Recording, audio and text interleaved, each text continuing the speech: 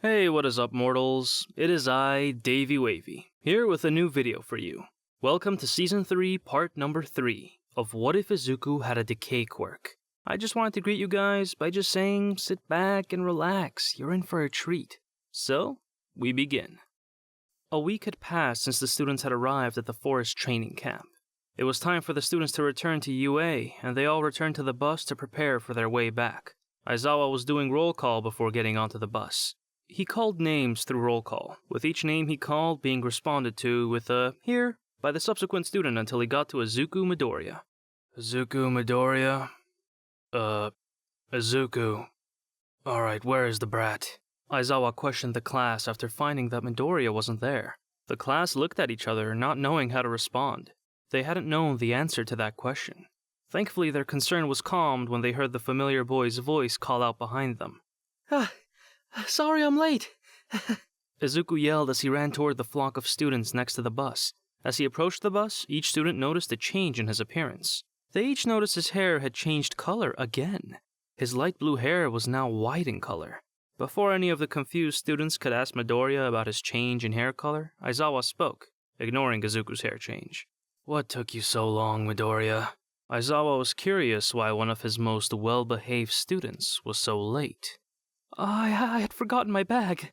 Izuku nervously scratched the back of his head. Alright, now that everyone's here, please get on the bus, Aizawa announced to the class. Class 1A got onto the bus and began their trip back to UA. Izuku received a lot of attention from the other students for his rapid hair growth. Wow, Izuku, did you dye your hair again? Where did you even get the hair dye in the training camp? Did you bring it with you? Mina asked curiously. I didn't dye it. My quirk did this, Midoriya answered nervously. He could understand their confusion. With his hair changing so suddenly both times, it would definitely seem like he was dyeing it. Even Izuku had thought someone had been dyeing his hair while he slept to mess with him. If it wasn't for Recovery Girl warning him about this kind of stuff, that's what he would have believed had happened. Your quirk changes your hair color? How does that work? The red-haired boy questioned. Well, it's kind of a difficult subject to explain. Even when Recovery Girl was explaining it to me, it took me a while to understand it. Midoriya explained, almost getting lost in thought before Kirishima snapped him out of it. If you're comfortable sharing how it works, then we have time. This is going to be a long bus ride. After Kirishima explained, Izuku thought momentarily, trying to find the right words. Izuku began his explanation to his friends in a similar way Recovery Girl had explained to him. During the long explanation, there had been a secret listener. Bakugo intensely listened to Izuku's explanation and was also quite curious about Midoriya's situation. The rest of the bus ride was spent with Izuku explaining to his friends about his quirk. They all arrived back in UA and were sent home. Without class, the students were left to work on their own activities for the next few weeks. A month after the events of the forest training with the wild pussycats, Class 1A arrived at a large building, all wearing their hero outfits. They were all prepared for the provisional hero license exam. However, the class still dreaded how they were informed of this upcoming exam. When the students returned to UA in August, they were met with a surprise by their wonderful homeroom teacher Aizawa. The class was just so excited to hear a surprise. Some were practically crying tears of fear from how great a surprise was. The first years of several hero schools across the country are now allowed to take their provisional hero license exams. So I signed you all up for the exams. This class will be participating tomorrow. Aizawa so graciously announced to his students a surprise exam. The students entered the building, where they waited for further instruction. The class was amazed seeing so many different classes and just how many other hero schools there were.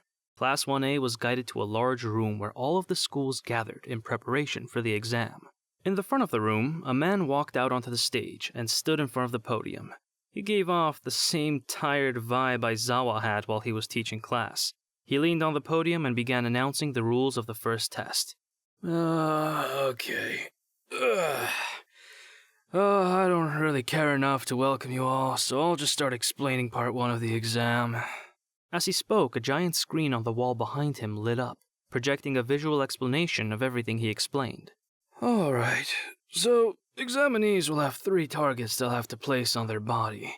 All in obvious places, not under your shoes or under clothing. Then, you'll be given 6 balls to throw at opposing examinees. If all 3 of your targets are hit, you're eliminated. If you fail 2 people, then you pass the first test. Any questions? Okay.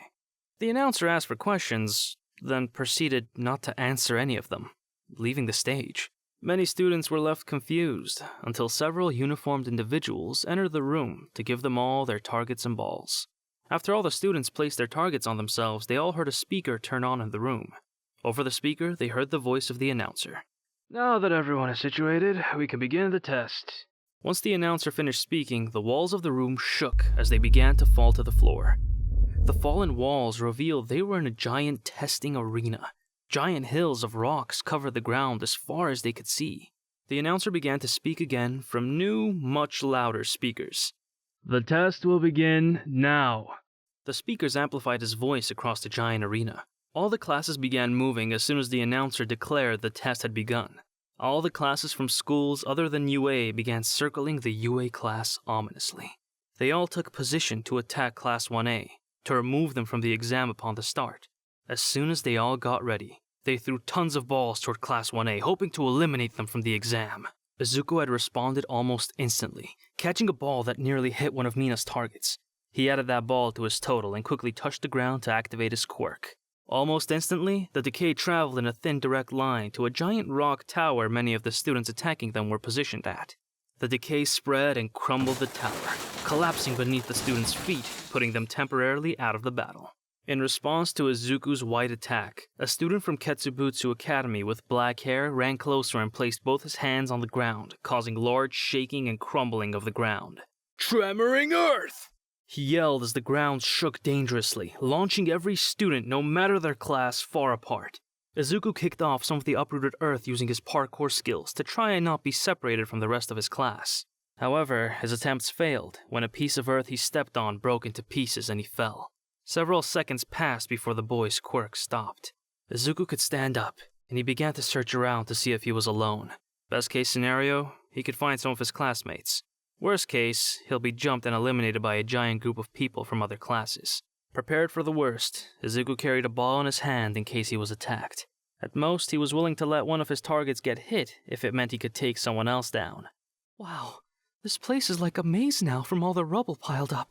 Midoriya spoke to himself as he looked around at the large piles of rocks formed by that boy's vibration quirk.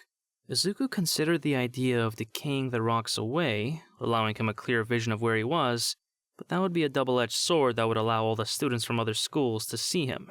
He carefully scavenged around the maze-like ruins created by the other class. He searched for members of his own class to team up with, as well as searched for opponents to eliminate. Izuku reasoned as long as his opponent didn't have a groundbreaking quirk, he should be able to outclass them in order to take them down. Midoriya heard the faint sound of footsteps coming around the corner hidden behind the rock. By the sound of their footsteps, Izuku determined they likely didn't know he was there. Quickly, Izuku began walking much more carefully, eliminating the majority of the sound of his footsteps.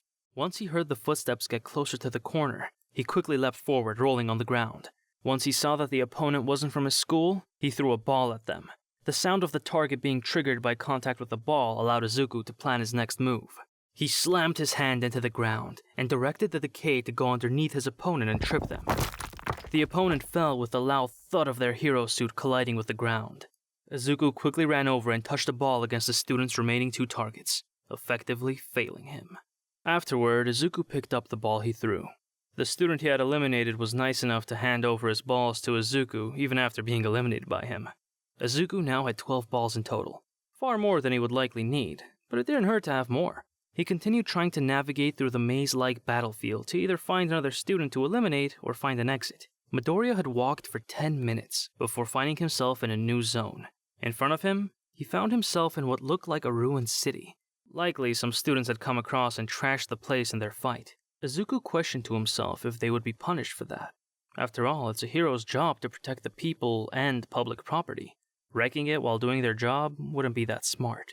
Midoriya quickly ran inside the closest building he could find in the city. He didn't want to be exposed in such an open area for long, unless he was looking to fail. He ran through the current building he was in and went through the back exit. There he found a large system of alleyways he could navigate. This would be much safer. Through these alleyways, he could find an entrance to a tall building he could scale and get a better view of the city. He traveled the alleyways for several minutes before finding his way to the back entrance of a large skyscraper. Midoriya quietly ran up the stairs to the top floor before finding a roof escape. He opened the door and walked onto the roof, but to his surprise, there was already someone there. It was someone from Shiketsu High. From Izuku's perspective, the boy hadn't noticed him yet. Maybe this was Izuku's chance to get his second elimination to pass. Izuku quietly grabbed the ball from his bag and tried identifying where a target was on the boy's body. There were none on his back, so it was easy for Izuku to figure out they were on his front. Izuku silently approached the boy to try and grapple him from behind and subdue him to hit each of his front targets with the ball quickly. The boy suddenly turned around and spotted Izuku. Surprised, he yelled out, "Oh, hello there!" The boy excitedly shouted. "Sorry for this." He spoke before raising his hand. Suddenly, the ball in Izuku's hand flew out and flew into a small whirlwind created above the palm of the Shiketsu High student. Izuku quickly leapt out of the way as the ball flew back at Izuku at high speeds.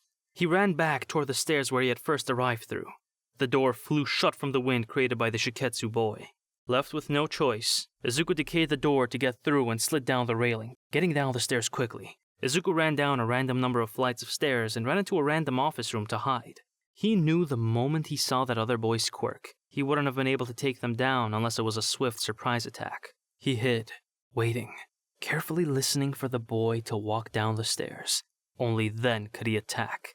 After a minute of waiting, Izuku did hear a noise, but it wasn't the noise of someone descending the stairs. It was rather a noise of a portal being created. The noise came from the next room over. Izuku peeked through the slightly opened door to see who had opened the portal. In the other room, a black and purple portal opened, and out walked 3 people. Midoriya froze in panic as he recognized the man leading the small group. His familiar light blue hair and hands clamped down on each of his limbs. He recognized the man as the villain who he shared a quirk with. Followed by him was a black-haired man with burned scars all over his body, and a blonde girl with her hair tied in 2 messy buns. Drop a comment about your favorite series or suggestions. Thanks to our team for another amazing video. If you're interested in joining our team and you're 16 years of age or older, check out the link in the description. Thank you for watching till the end, and have a fantastic day.